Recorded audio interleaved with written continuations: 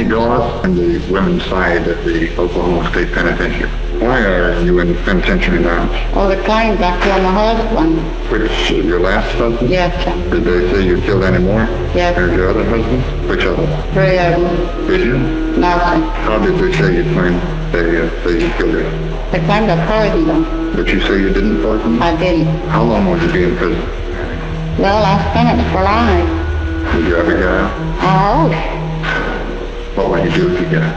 I would take my daughter's children and put them all four together and try to raise them. If you could say something to people on the outside, say a mother who has a teenage daughter, what would you tell her about raising that daughter? I tell her to go to church and keep her close by. You think love is important today? Yeah. Thank you very much, Nanny Doss. Too. I'm hoping this trial and my convictions have provided some measure of relief for the families. The convicted serial killer who called himself the zombie hunter, Brian Patrick Miller, is facing the death penalty or life in prison when the judge sentences him. Good afternoon. I am not looking for sympathy today. This time is for the family and the friends of the victims. I cannot imagine what pain they have endured for all these years. I know this has been a long and painful process for everyone. I wish I could provide answers to the questions you have. Last month, Judge Cohen found Miller guilty of the brutal murders of Angela Brasso and Melanie Bernis, murders that took place 30 years ago. I know I am different. I didn't understand completely why. I thought I had to do with what my mother did to me. Canada's notorious schoolgirl killer is an occasional volunteer at a Montreal school. Karla Homolka has been in the classroom and on a field trip. Karla Homolka is one of Canada's most notorious criminals. Along with her then-husband Paul Bernardo, she played a role in the sex killings of 2 schoolgirls and her 15-year-old sister. Since her release from prison, parents have opposed her presence outside schools, including her children's schools. Last year, there was a backlash in Chateauguay, and now she's facing resistance in Montreal's NDG district. Can I talk to you for a second? No, you can't. Since September, Homolka has been a regular fixture at Greaves Adventist Academy, a private Christian school. We don't want her there. We don't want her in the school. How would you feel knowing that your child is interacting with a person who's a serial killer? It's not right. She's even brought her dog into the classroom for children to pet. Who are you? I'm a news reporter. Well, good for you. More than 5 years after the random murders of 4 people, the Seminole Heights serial killer pleaded guilty this morning. The surprising development came during a hearing scheduled to discuss evidence. It's a decision that saves Howell Trey Donaldson from the death penalty, but he will never get out of prison.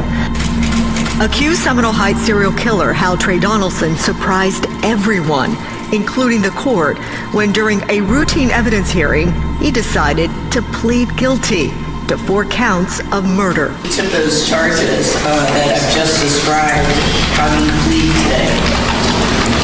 Guilty. Donaldson, who is facing the death penalty, was set to go to trial in August, but suddenly had a change of heart and went to the state with an offer of his own. He wanted to plead guilty to all the murders in exchange for taking the death penalty off the table. Donaldson will spend the rest of his life in prison. Why did all of this happen? Why did you do all of these things? All of these women were defenseless. They were not a threat to you in any way, shape, or form. And after thinking about it, pondering it, going over it in my mind, I've come to this conclusion, that it doesn't matter why. I can't think of anyone that I've encountered in all my many years in the criminal justice system that has committed the kind of monstrous and the number of monstrous crimes that you have. And so, Lonnie Franklin Jr., for the first-degree murder of Deborah Jackson as alleged in count 1 and the special circumstance of multiple murder, it is the judgment and sentence of this court that you shall suffer the death penalty. A suspected serial killer behind bars tonight in Missouri. Cops say they think he killed 6 people and shot several others across 2 states in September and late October. The suspect, 25-year-old Perez Reed. Police say 4 of the murder victims are in the St. Louis area, 2 of them in Kansas City, Kansas, and that most were shot in the head. The FBI says agents tracked Reed down and traveled back to Missouri from Kansas, and that they were able to do it by linking his cell phone to an Amtrak ticket. Something else that may have made him stand out, a unique crescent moon tattoo on his forehead. It was spotted in this surveillance photo from a camera at one of the victim's buildings. That victim was found dead in her apartment in Kansas City. Investigators say they matched that tattoo to this old mugshot of Reed from a previous arrest. Something about the way the victims were shot also stood out to detectives. I am struck by the sheer inhumanity of what one human being could do to not one, but 3 human beings. It is incomprehensible. You cajoled, lured, and deceived Shatisha Shealy, Angela Deskins, and Sherelda Terry to your apartment for your depraved purposes. You went on to abuse the corpses of these 3 victims. You stripped them from the waist down. You folded them in half, binding them so that their feet were up by their ears. You wrapped them in multiple layers of trash bags, and you discarded them. Upon consideration of the relevant evidence, the testimony exhibits admitted in mitigation, it is the judgment of this court that the aggravated circumstances of course of conduct, felony murder, kidnapping, felony murder, rape, of which the defendant was convicted, outweigh the mitigating factors by proof beyond a reasonable doubt. Accordingly, the sentence of death is imposed upon the defendant, Michael Madison, on counts 1, 4, and 7. The FBI and U.S. Marshals arrested a man accused of killing 3 female sex workers in Mexico. Bryant Rivera appeared before a judge this morning. Court records say he's from Downey. Investigators reveal the women were found dead in hotel rooms in 2022. An arrest warrant was issued for Rivera in November of that year. Mexican authorities compared the killings to the murders committed by serial killer Ted Bundy. David Renteria was executed after 22 years since he kidnapped and killed Alexandra Flores. He was pronounced dead without any further incident at 7:11 p.m. Central Time. He was provided with a lethal injection over in Huntsville, Texas, and moments before the drugs began flowing through his system, Renteria was seen praying, singing, and even asking for forgiveness. But he also said in his final statement in part, quote, "I'm sorry for all the wrongs I have done, and for those who have called for my death, who are about to murder me, I forgive you," unquote. Now, his execution proceeded after the U.S. Supreme Court declined 2 separate defense requests to block the execution early yesterday. Yet another appeal rejected stated that the execution drug would cause him, quote, terror and severe pain. Here's a look now at some statistics, at least when it comes to the death penalty here in Texas. According to the Texas Department of Criminal Justice, the state adopted lethal injection as a means of execution back in 1977. The death penalty is also currently authorized by 27 states, the federal government, and also the U.S. military. By the way, Texas leads the nation in the number of executions since the death penalty was first reinstated, which was 1976. Texas also has one of the largest death row populations. Over the course of 12 months in 1989 and 1990, Eileen Wuornos killed 7 men, claiming they attempted to rape her and she was acting in self-defense. In 2001, she experienced a change of heart and volunteered for the death penalty. She concluded that keeping her alive would be a waste of taxpayer money. CNN quoted her as saying, "There's no chance in keeping me alive or anything because I'd kill again. I have hate crawling through my system." Before being subjected to death by lethal injection, Wuornos gave one final message, as chilling as it was mysterious. "I'd just like to say I'm sailing with the Rock, and I'll be back like Independence Day. With Jesus, June 6th. Like the movie, big mothership and all, I'll be back." I've listened to all your statements, each one of them.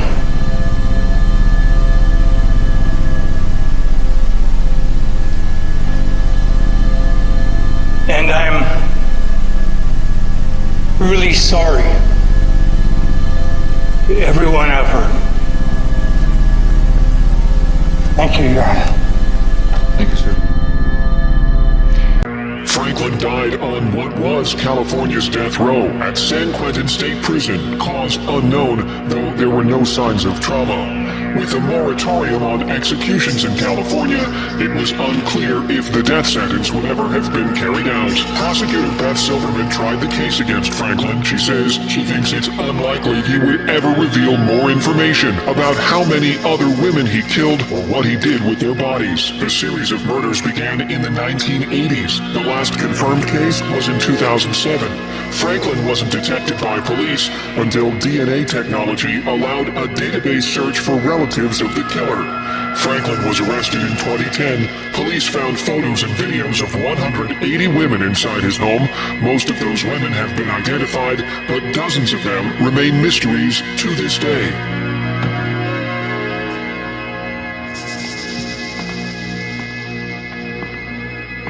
On the search for more of Houston serial killer Dean Corll's victims. Well, Mia, the property behind me has a pretty dark past. This is where notorious Houston serial killer Dean Corll lived. It's actually where he killed many of those victims, and now Texas EquiSearch has reason to believe there could be bodies buried in the backyard. Air 11 captured exclusive video yesterday as Texas EquiSearch began excavating this backyard looking for human remains. The Houston mass murders back in the headlines after more than 48 years. From 1970 to 1973, Dean Corll, nicknamed by some as the Candyman, along with accomplices Elmer Wayne Henley and David Brooks, raped, tortured, and killed at least 28 young boys. The murders only stopped when Henley turned on Corll and killed him. There's always been rumors there were at least 20 more victims. The leads this time, he believes, are promising.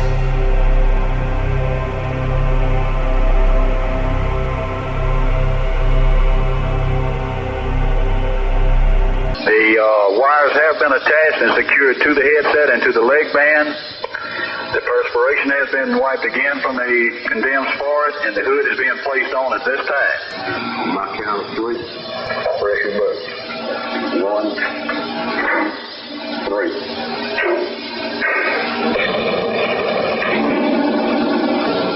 The execution is now in progress. When it first surge entered his body, he stiffened and I heard a pop. He is still at this time sitting there with clenched fists with no other movement. He's slowly relaxing at this time. The first phase of the execution is completed. We are now into the second phase. The second phase is completed at this time. We are now into the third and final stage.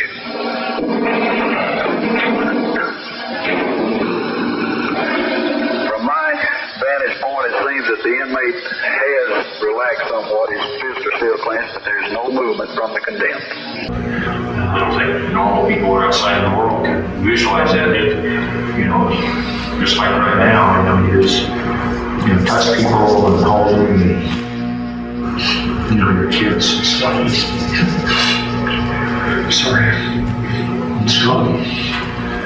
This was one of the few moments during the interview where Rader revealed any emotion when he was talking about himself and his family.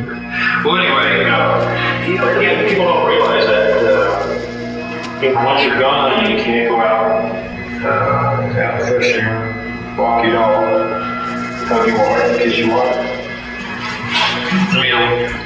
Go to the movie, have a piece of hamburger, it's all gone. It's all about him. Developing tonight at 7 and just into News 6, after 10 hours of deliberations, a jury has just found an accused serial killer guilty of 3 murders. Robert Hayes shot and killed Laquetta Gunther, Julie Green, and Iwana Patton in 2005 and 2006. Prosecutors say he had sexual encounters with the 3 prostitutes, then shot them. Prosecutors claimed DNA linked Hayes to the murders. The defense argued that evidence only proved he had sex with the women. He could face the death penalty. The judge will convene the sentencing phase on Monday. We'll have more tonight at 11. So breaking news right now, the Texas Department of Criminal Justice confirms accused serial killer Billy Shemirmir was killed in prison this morning. The 50-year-old Shemirmir had been convicted of killing 2 elderly women and was suspected of killing nearly 24 others in Dallas and Collin counties. He was sentenced to life without parole. Investigators say he robbed the victims and smothered his victims to death after posing as a maintenance worker to get into their homes or senior living facilities. Shamir Mir was being held at the Cofield unit in Anderson County, about 100 miles southeast of Dallas. We're told that Shamir Mir's cellmate, who was also a convicted murderer, killed him. New this evening, scientists have recovered 2 new DNA profiles from the remains uncovered on the property that used to be home to a man suspected of being one of Indiana's most notorious serial killers. Authorities believe Herb Baumeister lured gay men to his Westfield home in the mid-'80s and 90s. And to this day, the Hamilton County Coroner's Office is still working to identify victims. In 1996, authorities found about 10,000 bones and bone fragments on the property. Within the last year, search crews returned to the property. Their goal was to identify more victims. And this week, state police scientists recovered 2 new DNA profiles from some of the remains. Now the work begins to match them with a person, and scientists will first compare them to samples sent in by relatives of potential victims. If there are no matches there, the search will expand nationwide. In December, investigators were able to turn the remains of 2 more victims over to family members, and the coroner plans to continue sending samples to state police for some tests.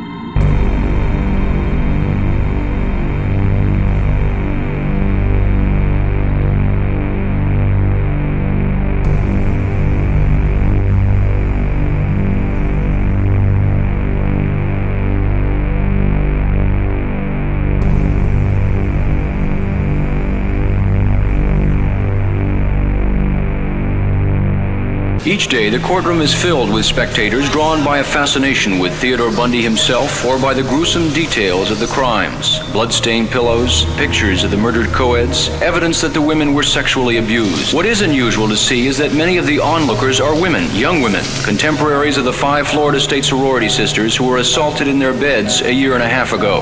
Every time he turns around, I kind of get that feeling, oh no, gonna get me next. Every night when I go to bed, I just, get very scared. I shut my door and lock him, I'm not afraid of him. He just doesn't look like the type to kill somebody. You try to imagine yourself in his place and to see how he's feeling, looking at the pillows with blood stains and everything, if he really did it or not. The trial has drawn women from as far away as Seattle, where Bundy is suspected of other sex murders. Are you a little scared when you look at him? Yes, it scares me to be in the same room with him, but I know there's other people in there, so. Why do you do it? I don't know. Today, the Hamilton County Grand Jury has indicted Samuel Little for the death of Anna Stewart and also for the murder of a Jane Doe, which we have no idea who she is. The FBI has told us that he's the most prolific serial killer in the history of America. They've been able to demonstrate over 50 of these already that he confessed to. He strangled them. That was the way he enjoyed his pleasure, was to strangle these girls. And he specifically looked for girls with a certain neck type that he liked. And that's why he did it. That's how twisted this guy is. You know the old saying, only the good die young? This piece of garbage is 79 today. A mother of 3 found in her burning apartment in Daytona Beach had actually been stabbed 100 times.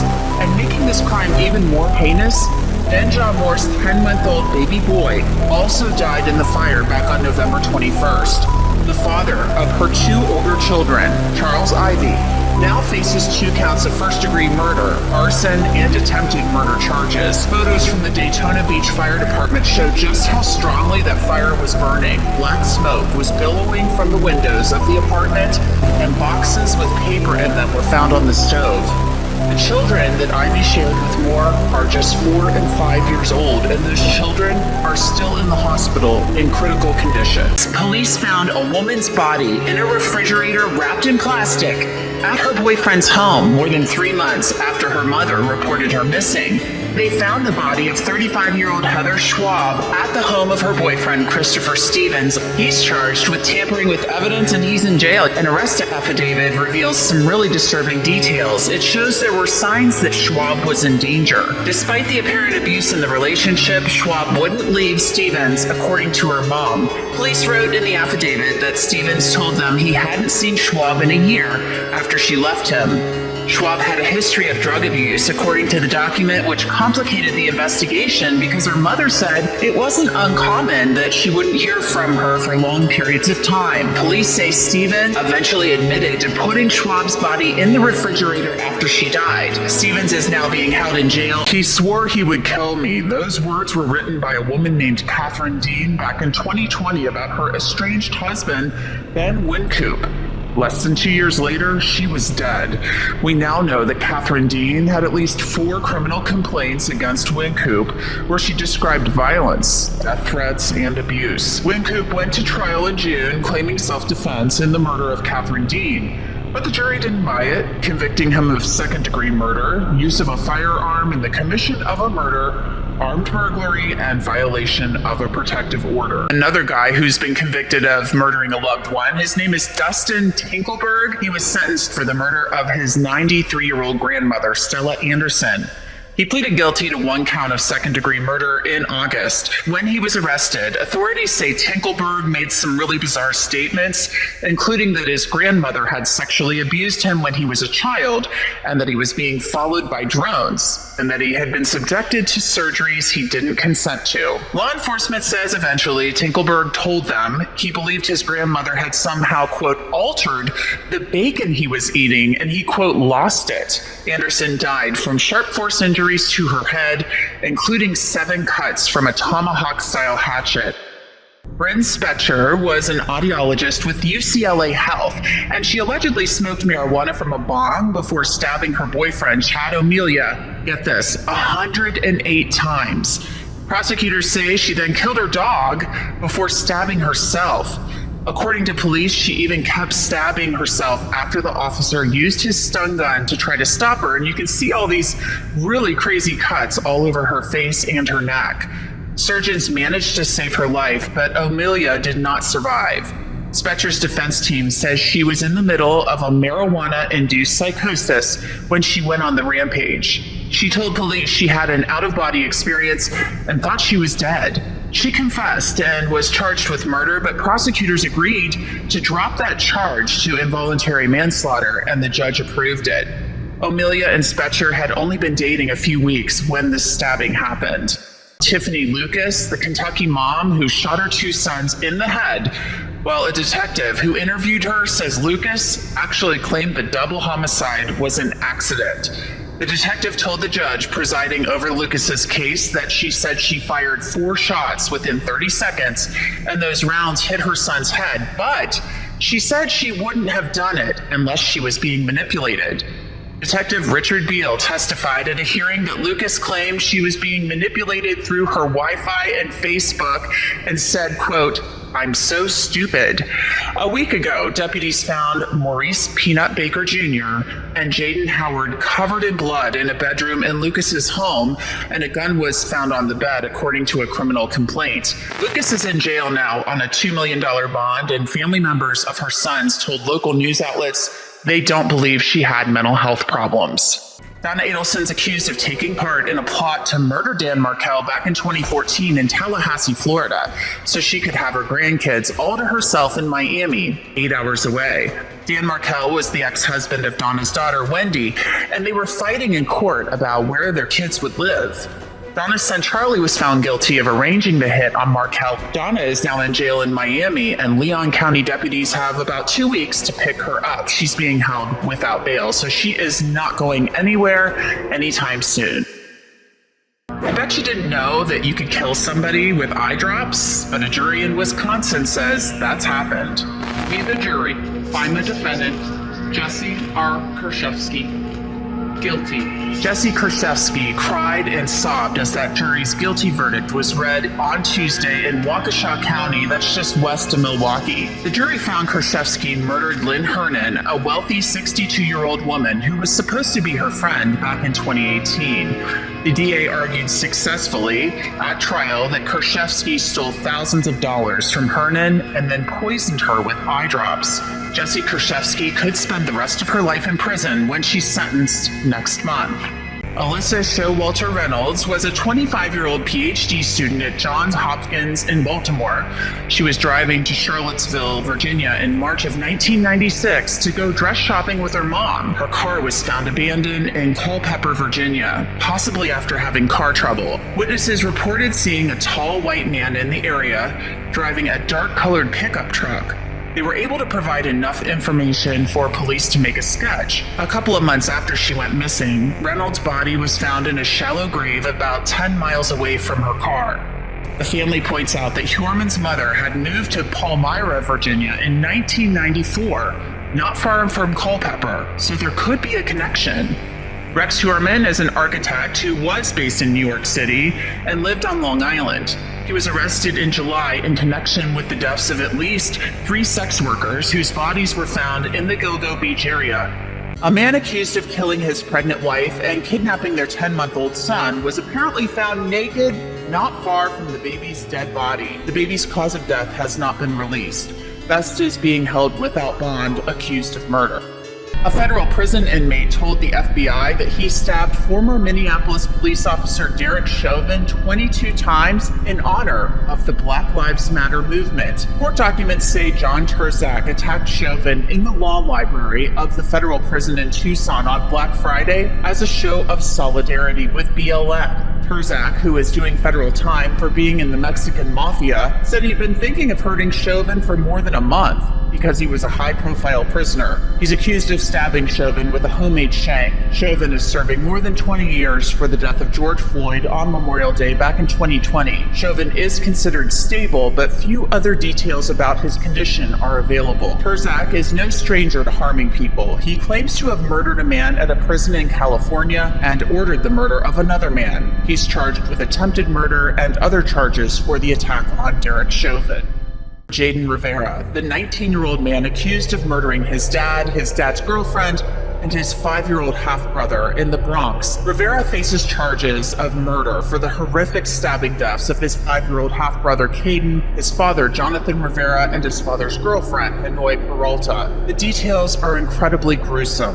Little Caden was actually disemboweled. Peralta was stabbed 15 times and beaten with a pot. Attorney Nick Ramcherider says his client was in college and not the type of kid who was in trouble. He told me what Rivera's doctors are telling him. Their conversation with me led me to believe that they believe Jaden was of a much higher than average intelligence. They believe that it was some sort of psychotic break. From my conversations with the family, Jaden has never experienced any kind of issues with mental health. There were no signs, there were no symptoms. Represents the darkest side of human nature, the side of human nature that's capable to commit unspeakable acts. You just strangled her right there. Eventually, somebody found the bones. We asked him why you did this, and his reason was just taking care of business. One detective asked me, if you had to do it over again, what would you do? I said, I'd put them all in one hole and you'd never find them. The man accused of murdering, dismembering, and partially eating a Chinese student arrives back in Canada to face charges. Police video shows Luca Rocco Magnotta coming off a military flight from Germany where he was arrested. He's suspected of killing student Jun Lin and posting his severed feet and hands to 2 political parties and 2 schools. It's also alleged he ate part of the body. Police say they're still searching for the victim's head. We're missing an important part of that investigation, which is the head of the body. And to help out the family, we'll do everything to find it out. The 29-year-old porn actor's been taken to a jail in Montreal. Police say Magnotta and the dead man knew each other. They've linked the killing to an online video that appeared to show a man being stabbed repeatedly. Ndawe pleaded guilty to all the charges against him. However, he denied that the killings were premeditated. The court heard that he and the victims knew each other. The following judgment was handed down. I'm satisfied that the only reasonable inference to be drawn from the totality of the evidence and the facts is that the accused premeditated these murders, applying thought and carrying it out, making sure that it was complete, and concealing his criminal acts. Family members of the victims are still reeling from the incidents and hope the court will hand down a hefty sentence. Whether he is sorry or not, you cannot kill 5 people and say you killed them by mistake. And I think I've reached a point in life, the kids were gone, you know, not really bored, but kind of bored. Eventually I was going to tell the story in my terms and not his terms. They already had the killings, and so that's factual. But they didn't know how I worked and moved around, the projects, the lots, how I picked up the victims. They didn't know how that worked. I could just really stir the hornet nest up with the media by just showing them pictures and puzzles and playing a game with them. What do you say to your daughter, who was damaged because of this poison? I'm sorry for what she went through, but I'm sorry for what everybody goes through. I'm sorry for what I had to go through. Are you saying that you were poisoned as well? I can't rule it out. Diane did not have any appearance whatsoever of being ill during our interviews. Sean, you say he wasn't too much into church, and neither was Sarah. And she seemed totally cognitive throughout. There was nothing at all to indicate that she was anything other than fine. Were they sinners or?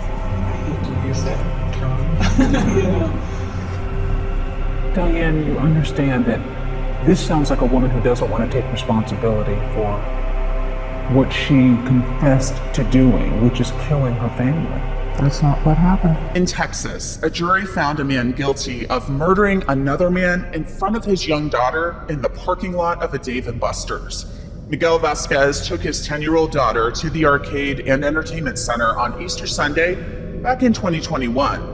Police say Nicholas Thomas robbed Vasquez, demanding his watch and then putting him in a chokehold before shooting him in front of that little girl. Police had released a sketch of the suspect and surveillance footage from the business that showed the suspect both arriving and leaving as they tried to ID the perp. And there's a really strange fact about this case. Police in Houston actually had the gun that killed Vasquez in their possession, but they didn't know it at the time. They'd been called to Thomas's house days after Vasquez's murder because a 3-year-old boy there had accidentally shot himself with a gun that turned out to be the murder weapon. Thankfully, that little boy survived. Thomas was sentenced to life in prison.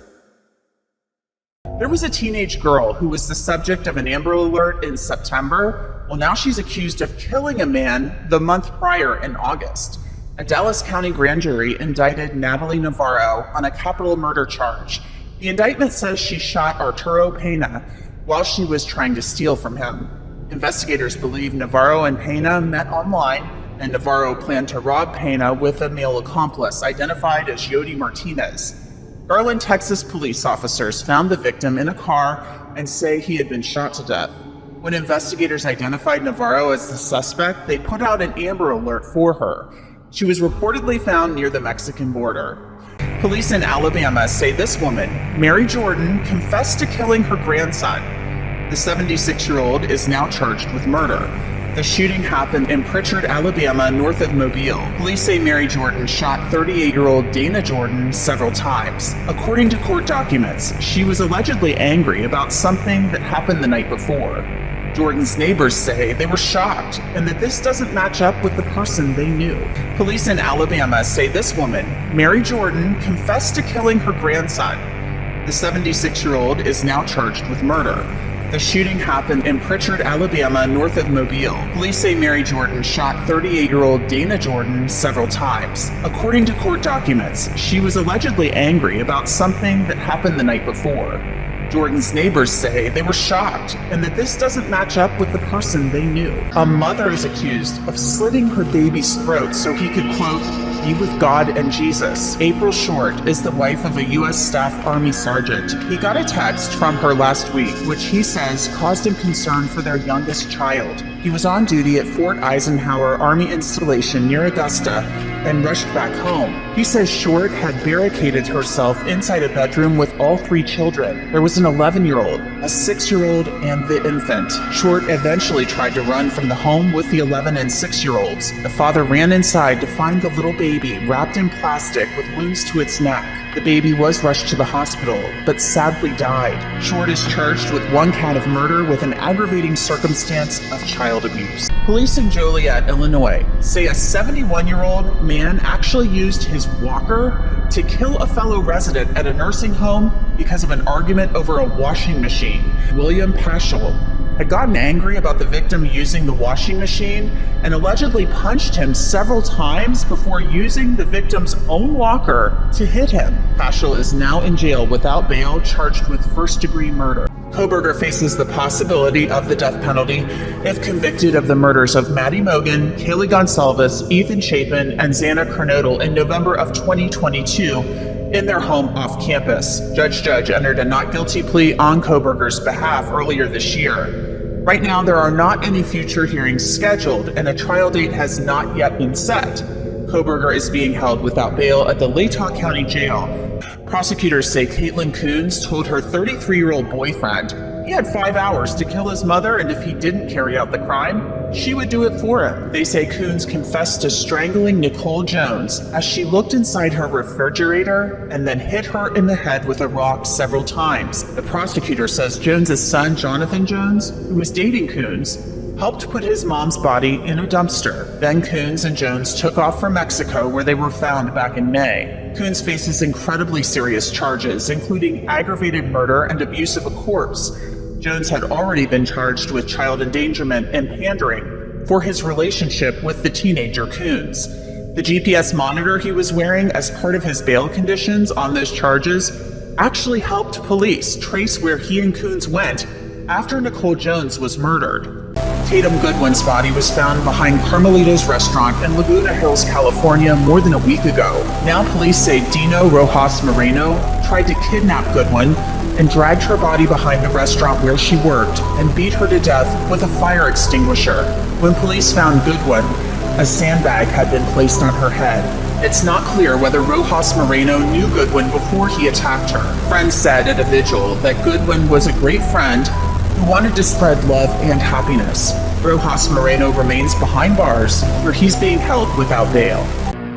There was anger from David Octoloni's family today as they heard how Matthew Malat is leading a fairly normal life behind bars.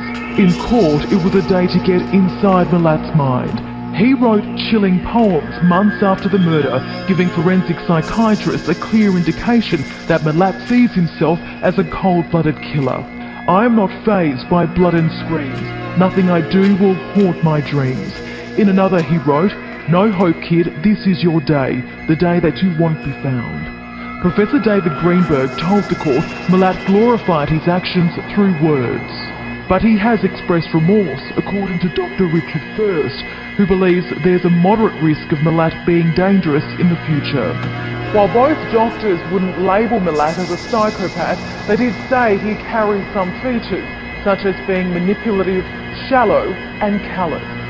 That will be for the judge to decide.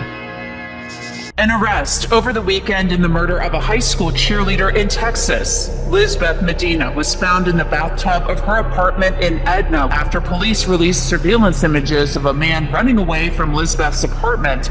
Texas Rangers and Edna police took an undocumented man into custody. He's Rafael Govea Romero. Police found Romero in Schellenberg, an hour from Edna. Romero is in jail, charged with capital murder in Jackson County.